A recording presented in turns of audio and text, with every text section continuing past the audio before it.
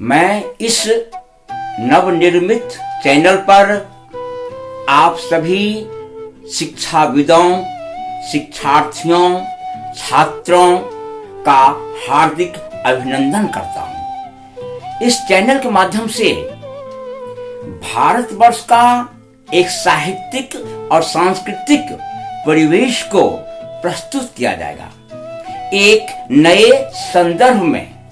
साथ ही साथ CBSE board के 10वीं वर्ग के जो बच्चे हैं हिंदी के और बिहार बोर्ड के जो बच्चे हैं हिंदी के, उनके सफलतम ज्ञान को इस चैनल के माध्यम से प्रस्तुत करके साहित्य के क्षेत्र में उनकी अभिरुचि को और अधिक जागृत की जाएगी। जिस साहित्यिक चेतना को प्राप्त करके, जिस साहित्यिक प्रेरणा को प्राप्त करके, महान पुरुषों की जीवनी को प्राप्त करके, सामाजिक गतिविधियों को प्राप्त करके वे अपने जीवन में सफल से सफलतम रूप की ओर अग्रसर हो सके। मैं समय समय पर संस्कृत साहित्य का इतिहास प्रस्तुत करूंगा, जो ज्ञान का एक अमूल्य धरोहर है, जिसके अभाव में हम समाज में अनेक प्रकार का अंधकार पा रहे हैं। जिस हिंदी साहित्य और संस्कृत साहित्य के प्रकाश को आपके समक्ष प्रस्तुत करके मैं प्रेमचंद, सूर्यकांत त्रिपाठी निराला, जयशंकर प्रसाद, भारतेंदु हरिश्चंद्र, अनेक प्रकार के साहित्यिक स्तंभ हैं, मैं उन्हें आपके समक्ष समय समय पर प्रस्तुत करूंगा। साथ ही हिंदी प्रतियोगिता से संबंधित जो संदर्भ होगा, जो पाठ्यक्रम होगा, जो अत्याधुनिक विचारधाराओं को अधिक से अधिक प्रभावित करेगा, मैं उसे भी प्रस्तुत करूंगा। तो मैं कह सकता हूं, मेरा मुझ में कुछ नहीं, जो कुछ है सो तोय। मेरा मुझ में कुछ नहीं, जो कुछ है सो तोय। तेरा तुझको सौंपते क्या लागत है मोर। यह कबीर की पंक्ति है। और कबीर अपने युग का एक असीम संभावनाओं से छिपा हुआ व्यक्तित्व था, जिसने कहा, जिन ढूंढा तिन पाइया गहरे पानी बैठ, जो बड़ा डूबन डरा रहा किनारे बैठ। जिन ढूंढा तिन पाइया, जीवन एक समुद्र है और जिंदगी रूपी समुद्र में जो गोता लगाता है, वहां से वह अमूल्य रत्न को निकाल करके जीवन के चरमोत्कर्ष तक पहुंचता है और अपने जीवन को इस भारतवर्ष में प्रतिभा संपन्न व्यक्ति के समक्ष सार्थक सिद्ध कर पाता है। जीवन एक संघर्ष का नाम है, जहां संघर्ष करना पड़ता है। जीवन अगर नदी है तो निरंतर बहना पड़ता है। जीवन अगर गीत है तो लगातार गाना पड़ता है। मनुष्य वही सार्थक हो पाता है जो समयानुकूल अपने आप को परिवर्तित करते हुए जीवन के प्रत्येक पथ पर अपने रास्ते को प्रशस्त करता है।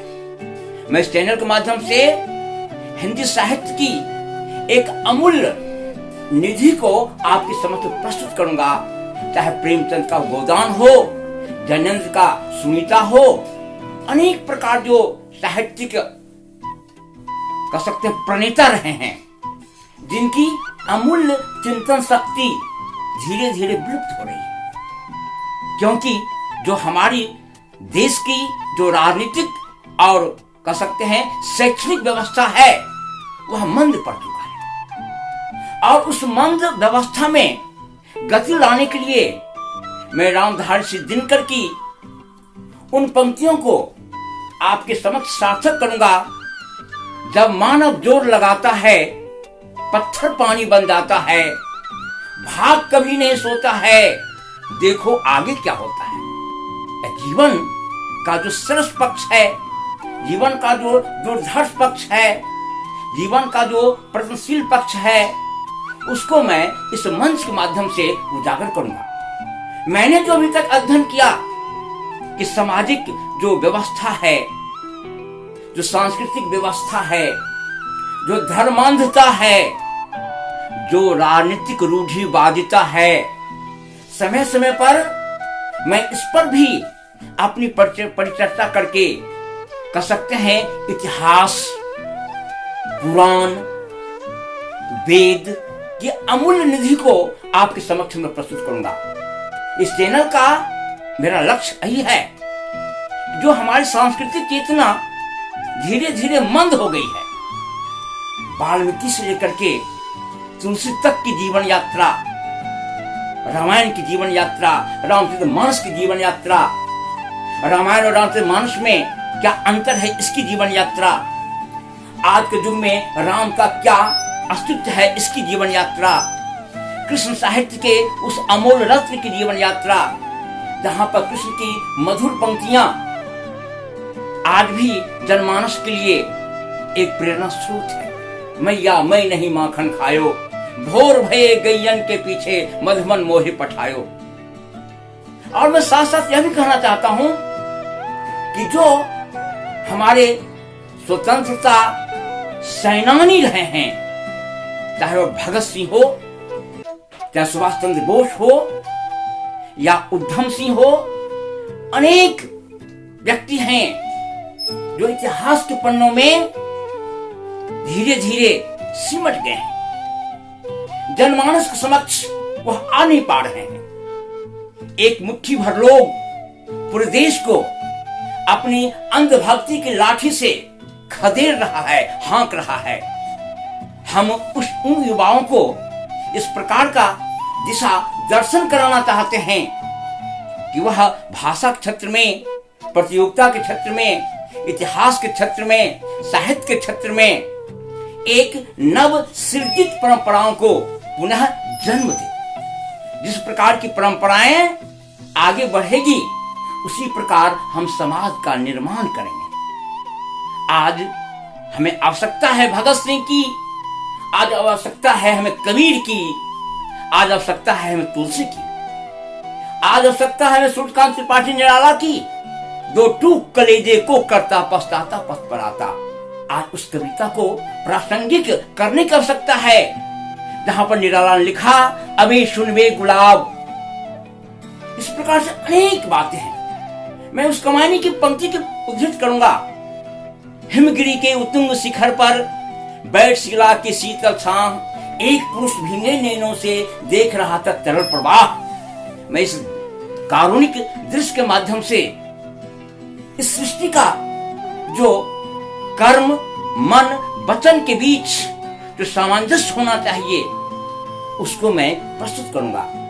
इस चैनल का उद्देश्य यही है मेरा कि साहित्यिक परिचर्चा हो, भाषागत परिचर्चा हो, और प्रतियोगिता के माध्यम से, प्रतियोगी परीक्षाओं के माध्यम से हम जनमानस में इस प्रकार की नवीन चेतना भरना चाहते हैं, जो सभी क्षेत्र में सफल होकर के देश के एक प्रबुद्ध वर्गों के बीच उसकी गणना हो, एक सफलतम स्थान प्राप्त करके देश की प्रशासन में सहयोग दे और अपनी प्रतिभाओं से अपने देश की अतीत सांस्कृतिक चेतना को पुनर्जागृत करे और पुनर्जागृत करके समाज के समक्ष एक नया संदेश पैदा करे। आज हम जिस भटकाव को जी रहे हैं, वहां आवश्यकता है हम कौन थे, क्या हो गए और होंगे भी, आओ विचारो आज मिलकर ये समस्याएं सभी। यह हमें अतीत जो मैसेज गुप्त की पंक्ति है, हम कौन थे, क्या हो गए और होंगे भी, आओ विचारो आज मिलकर ये समस्याएं सभी। समस्याएं हैं, हमें उसका समाधान चाहिए। जो आज हम कहीं कहीं एक नकारात्मक चिंतन को पा रहे हैं, जहां व्यक्ति अज्ञानता के अंधकार में भटक रहा है, हम परिचित कराएंगे भारतीय तंत्र के उस नाटक से, जहां पर उन्होंने भारत दुर्दशा में आज से बहुत दिन पहले 19वीं शताब्दी में ही उन्होंने आज की दुर्दशा का वर्णन कर दिया है, जिसको हम संदर्भ रूप में, एक प्रतीकात्मक रूप में समय समय पर प्रस्तुत करेंगे। हम प्रेमचंद के उस कफन कहानी को प्रस्तुत करेंगे जहां पर प्रेमचंद लिखा है, क्यों ने ना धमकायो ठगनी, क्यों ने ना धमकाए। जो दर्द है, जो पीड़ा है, आज के प्रसंग में किसी महाकाव्य की क्या उपयोगिता है, किसी कहानी की क्या उपयोगिता है, इतिहास की किस प्रकार से व्याख्या कर हो रही है।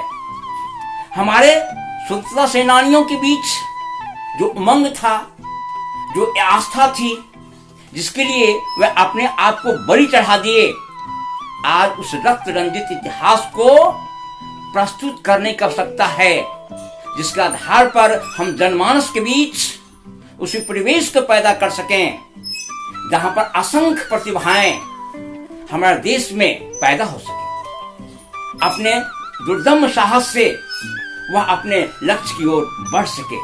इस चैनल का यही उद्देश्य है।